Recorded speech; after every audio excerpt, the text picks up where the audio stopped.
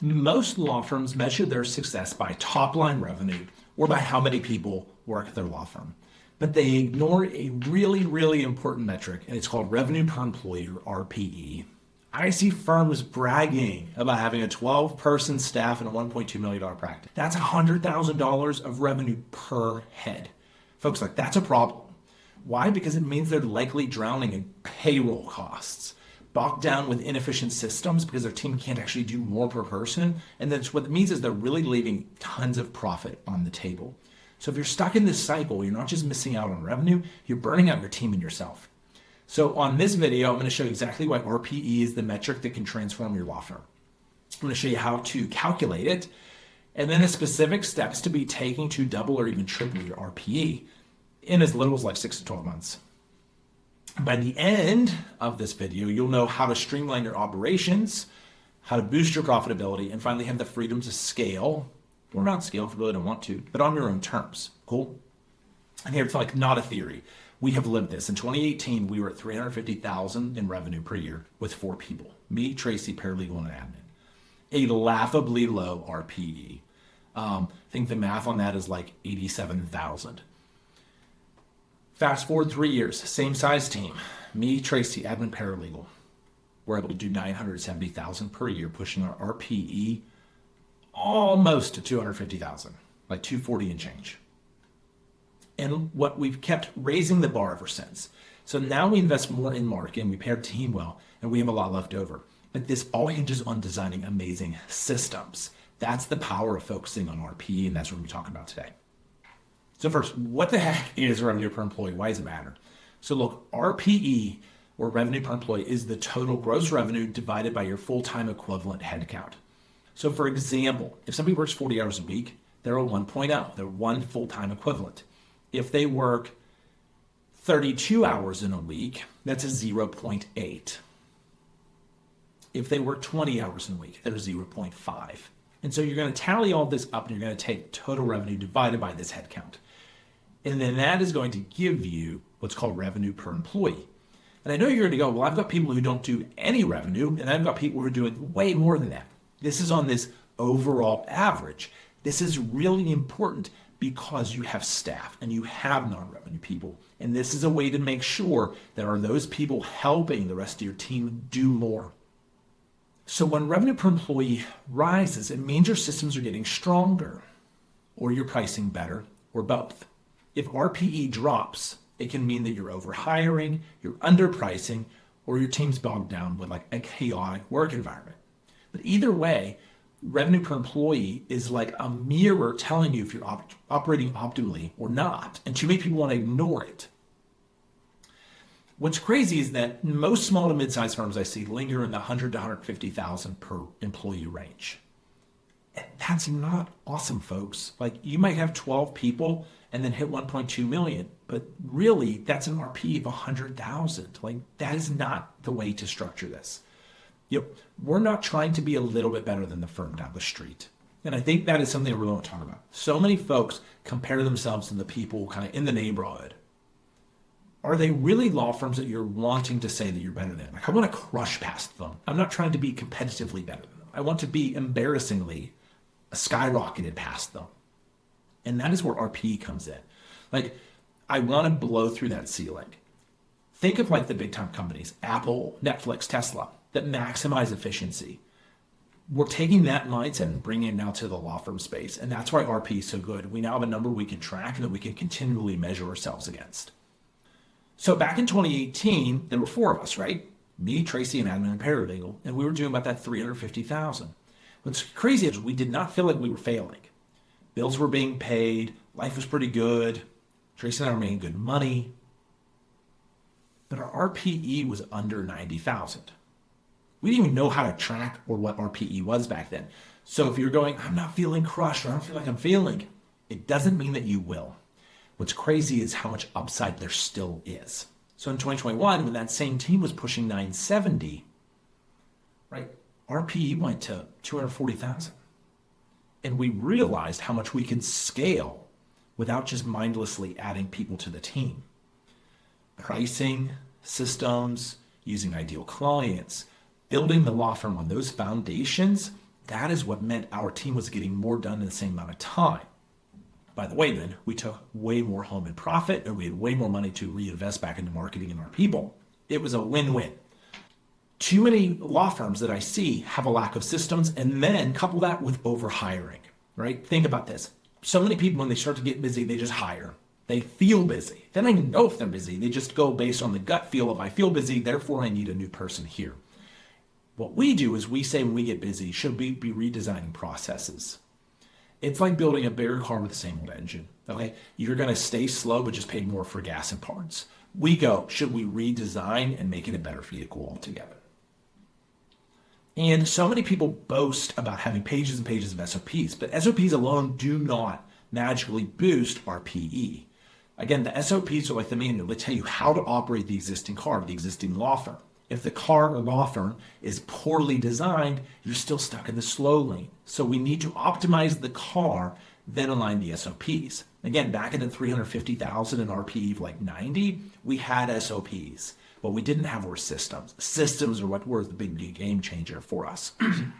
Another element that people overlook is, what if you charge more? So what if your team is doing this much work and then you start charging double? You instantly double RPE. It's not about price gouging people. It's about reflecting the value that you're actually delivering. Most lawyers that I know severely underprice because they assume clients can't afford or wouldn't pay more. And that's often just a self-limiting belief. So if we increase, especially if it's not double, what if it's a 30 or 40% increase? It's still a 30 or 40% increase on RPE. And that means your team's doing more without having to work harder. So if you want to increase RPE, what should you be doing? Well, one of the first ones is identify tasks you do most often, because we need to do a systems overhaul. I like to think about the 80-20 rule, right? Pareto principle with this. So if you're doing something like 400 times a month, and then that takes, 20 minutes per time, shaving that task down by 50% can be massive savings and really free up time. The problem is a lot of people go to something that's easy, and then they waste their time refining a task that they do twice a month that takes 5 minutes. And then they go, I don't feel like I get the same gains from my systems, because you picked the wrong system to optimize. We may get there one day. We need to go through all the big ones first. The other one is definitely looking to increase prices. Again, even small to moderate price increases, 10, 20, 30, 40%, have a huge impact on RPE. Offer more value, clarify the results that you bring people, and then confidently friggin' charge for it. Like, you will be amazed how many clients stick around and refer others when you're charging more. Charging more makes them feel like it's more premium, and it just feels better. You've seen those wine experiments, right? Where people get out the heavier bottle, they say it costs more, it just somehow tastes better. It could be the same wine, but there's the psychological thing of just like, well, it feels fancy, it feels more expensive, therefore it probably has to just kind of taste better. Again, don't fight human psychology, use it to your advantage. Beyond this then, ideal client avatars are really important. The more you can niche down and specialize, the more you can charge. And then the more your efficiency comes to light. When you're doing one-offs and you're a generalist, it is hard because you're doing a little bit of everything, but they know you're doing a little bit of everything, and then you can't get great at doing a little bit of everything. Stop with that kind of model and hyper lock down to the handful of things that you're going to do. When you do that, you are the law firm that they're going to want to go to. People pay a premium for someone who can solve their exact problem. And then guess what? When you're doing that hundreds of times a year, you can get really good at it and make it really efficient. Another piece is being role focused. Look, when we first start out, jack of all trades is sometimes just what we have to do. I mean, you as the owner do it, and then your next hire, they can kind of like, that's the model you go into. You have to start transitioning over though into a bit more focus, because let people kind of like own their domain.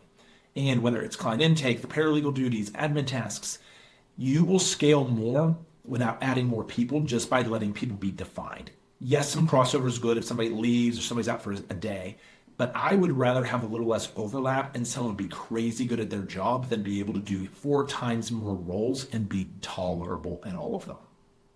So when we're tracking metrics then, what's crazy is if you combine revenue per employee within the projected revenue or new business metrics that we've talked about, you can then see how a surge in new business comes up but your RP might not be changing, right? And we can then start using that to look at, hey, should we change pricing? Is this because we changed pricing? Do we need to change what our team's doing? Do we actually need to hire? Again, it's not like we don't hire, but hiring is not the only way that we can get more done. We can optimize the way we do the work. And we have done several iterations of this and definitely proven that when we go, our team can do X work and we want to get more work done, hiring does not have to be the only way. And oftentimes it is the most expensive way. I love having a great team. But if I can optimize and automate, I'm definitely going to do that first, because that is way higher profit for you to then reinvest or pay your people more and keep that loop going. Assess each hire. Like before you bring someone into payroll, really ask like, how does this person free up my time or amplify the revenue generating roles? If you cannot answer that affirmatively, you need to pause. Because if you do that, then is oftentimes what starts tanking revenue per employee. When you tank, that profitability follows.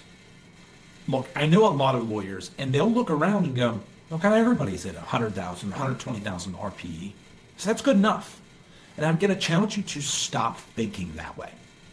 You need to aim for bigger benchmarks. Like look at what Apple's doing. Look at what somebody in different industries doing and say, I'm going to attain it. Like, why shouldn't your law firm be the gold standard? I don't want to be like everybody else. We want to quite literally be better. And that is a driver, is RPE. And here's like the super thing that like you may or may not like, but tech really can help with this. There are so many things in the administrative world that we can automate. Again, I see people that go, well, that's going to be hard, or I don't really know how to build out a Zapier or automations or link tools together, so we just won't do it. Use the abilities. Like you're a crazy smart person, you can lead a law firm, you can find out how to do this. Well, guess what? You can always hire someone to do it for you. You can always pay to access information and get deliverables. And I think too many people kind of just look at, if I can't do it, then it can't be done. Yes, you can. And sometimes you might just have to pay for it, and there's nothing wrong with that. In fact, it is oftentimes the most efficient, best way to go forward. So look, if you're like 100,000 in RPE and you go, okay, maybe I want to get to 200,000. Can I get there the next year? This is what you need to go do. First, audit all of your tasks. You need to map out how many times all these different tasks are being done and how long it takes. Target the biggest time sucks first to then redesign how you do it. Really, you can just multiply it together. How many times how long? Whatever those biggest numbers are, that's where we go first. Once we have that, then we've got to implement real systems. And I'm talking more than just SOPs. We have to redesign the workflow, how it all leverages together, the different phases and ultimate processes as part of it. From there, then we go to SOP. Again, think about the difference between a Toyota and a Ferrari. They both have an owner's manual. The owner manual is going to allow you to use the car to what it's designed to do. But if you have a Toyota and you're trying to make it a Ferrari, we can't just have that done with a new owner's manual. We actually have to redesign the car, okay? Look at pricing, folks. This can be an easy win. Evaluate your fees. And especially if you've like never raised them or haven't raised them in a while, look, it's just time. So factor in the actual value that you're bringing your clients. I'm telling you, this is an easy win.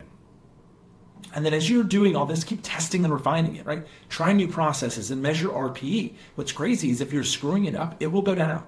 If you're getting it right, it goes up.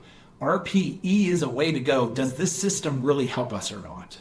I don't know. Let's look at RPE. Will quite literally tell us. And that to me is why it's such an important metric. We change the way we do things. Is it truly better or not? Well, now we have a way to track it. Again, and why I'm so big on this is because a higher revenue per employee creates more profit. That funds marketing, new office space, better technology, and best of all, owner freedom for you. You can take bigger distributions, you can pay your team more, they will then be really feeling like they're being paid and compensated well. And so then you can do all the things that you want to then be on the office. So as of today, we are a shade under 300,000 RPE. And I believe with a couple of tweaks, we are getting into a 310 to 320 range. But guess what?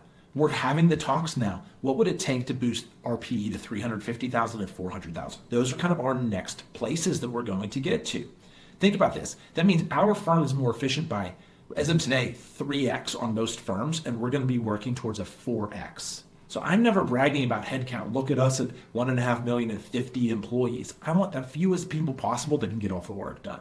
Okay. So if you stay stuck in like the old, like just hire more people to grow mindset, your payroll skyrockets, which is a huge cost to you. Your efficiency is going to stagnate or drop.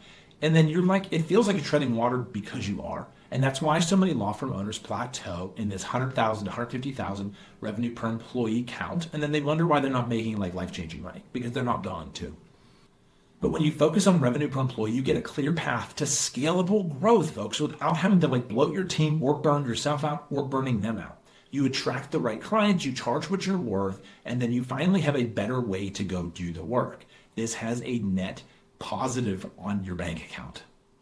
Our own journey friggin' proves it. Like we went from RPE of less than 90,000 to RPE of 240,000 in just a couple of years.